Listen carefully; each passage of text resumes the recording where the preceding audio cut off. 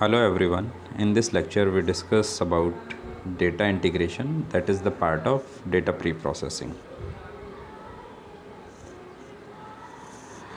First we talk about the definition of data integration.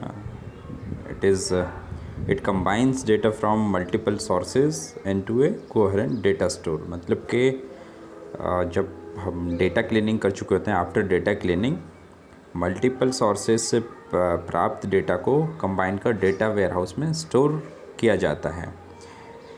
यह एक data pre processing का method है। Data जिन सोर्सेज से लिया जा रहा है वे flat files, multi dimensional database या डेटा क्यूब्स आदि हो सकते हैं।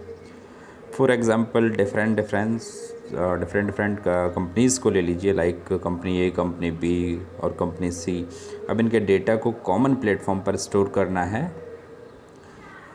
इस प्लेटफॉर्म पर तीनों कंपनीज़ का डेटा इंटीग्रेट करना पड़ेगा, दैट मीन्स डेटा इंटीग्रेशन करना होगा। डेटा इंटीग्रेशन डेटा माइनिंग और डेटा वेयरहाउस दोनों के लिए बहुत महत्वपूर्ण है। जैसा कि हम जानते हैं, data warehouse multiple types of data का कलेक्शन होता है। कुछ इश्यूज़ की बात करें डेटा इंटीग्रेशन की, जैसे स्कीमा इंटीग्रेशन है, object matching, redundancy, detection and resolution of data values conflicts. First we talk about schema integration. Schema की बात करें तो यह डेटाबेस का ओवरऑल डिस्क्रिप्शन होता है। डेटाबेस से डिफरेंट टेबल्स से डेटा को लेकर उसे मैच करवाते हैं स्कीमा इंटीग्रेशन में। ऑब्जेक्ट मैचिंग में पर्टिकुलर किसी ऑब्जेक्ट को डेटाबेस की टेबल्स में से रिकॉर्ड को लेकर मैच कराते हैं। मान लीजिए हमारे पास टेबल 1 और टेबल 2 हैं, दोनों किसी ई कॉमर्स कंपनी के डेटाबेस की टेबल्स हैं, जिसमें एक टेबल में कस्टमर के लिए कस्टमर आईडी यूज़ हुआ है, वह दूसरी में कस्टमर नंबर है। तो हमें यह मैच करवाना होगा कि दोनों में सेम एट्रीब्यूट्स हैं, जिससे दोनों कंपनीज़ का डेटा रिकॉर्ड जिनमें सेम एट्रीब्यूट्स हों उनको एक साथ कंबाइन किया जा सके, इंटीग्रेट किया जा सके। मतलब दोनों कंपनीज़ के कस्टमर्स को सिंगल फाइल पर लिया जा सके। ये हमें तब मालूम चलेगा जब हम इन टेबल्स के डेटा को इंटीग्रेट करेंगे। सेम एट्रीब्यूट होने का इशू कॉमनली आता रहता है जब डेटा इंटीग्रेशन किया जाता है। डेटा वेयरहाउस या डेटाबेसेस के मेटा डेटा को हम यूज़ करते हैं। मेटा डेटा वह डेटा होता है जो एक्चुअल डेटा से रिलेटेड हो, या कहें कि Meta data is data about data.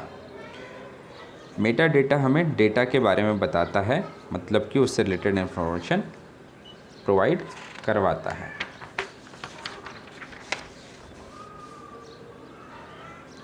जैसे जैसे हम कस्टमर आईडी व कस्टमर नंबर को मैच कर रहे होते हैं through the help of Meta data के बाद भी कई तरह की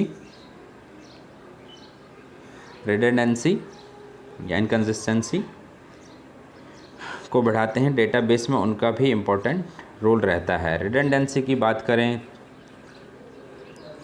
तो ऐसा डेटा जो अनवांटेड है, जैसे कस्टमर या एम्प्लॉयज़ के रिकॉर्ड में अगर एज के कॉलम में डेटा फिल हो तथा डेट ऑफ बर्थ भी हो, तो हम एज वाले रिकॉर्ड को हटा सकते हैं। क्योंकि अगर डेट ऑफ बर्थ हमें मालूम हो और करंट डेट के साथ कैलकुलेट कर एज को हम निकाल सकते हैं, तो एज वाला जो रिकॉर्ड है, एज वाला जो एट्रीब्यूट है, उसे हम छोड़ सकते हैं। इसलिए एज के कॉलम को हटा दिया जाता है।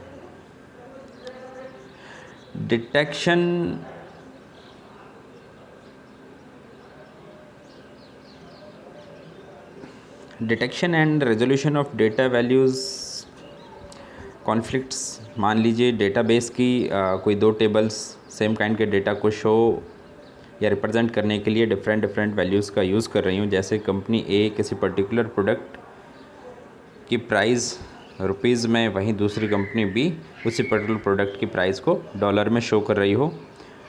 तो इसीलिए इंटीग्रेशन के टाइम हमें वैल्यूज़ को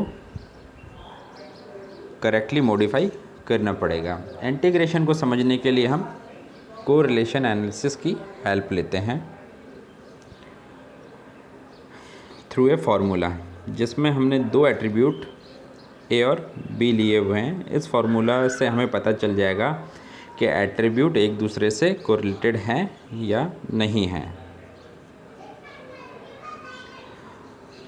रो equal to sigma A minus A bar B minus B bar divide by N minus one. Sigma A minus A bar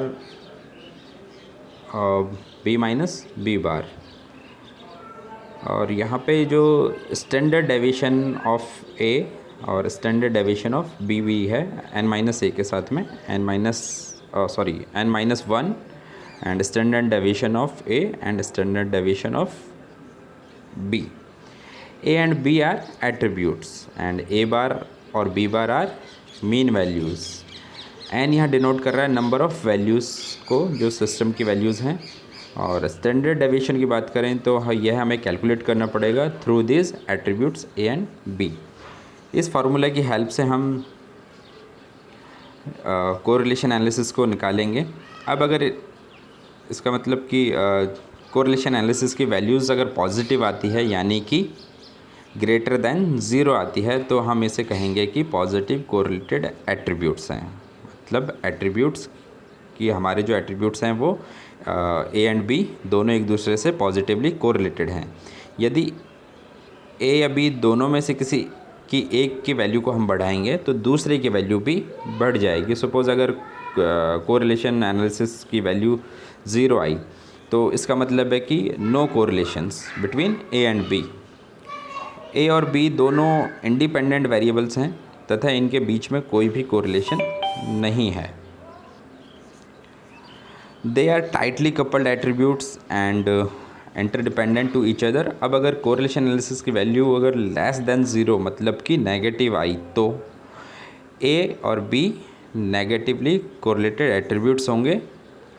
That means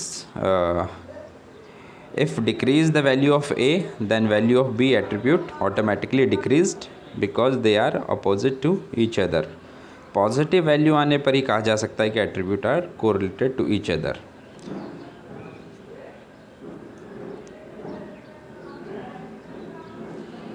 कुछ एप्लीकेशंस हैं डेटा इंटीग्रेशन की बिजनेस में, साइंस में, government sector में, fab technology में और काफ़ी कुछ जगह पर। तो ये था this is all about data integration. Thank you for listening and watching this video.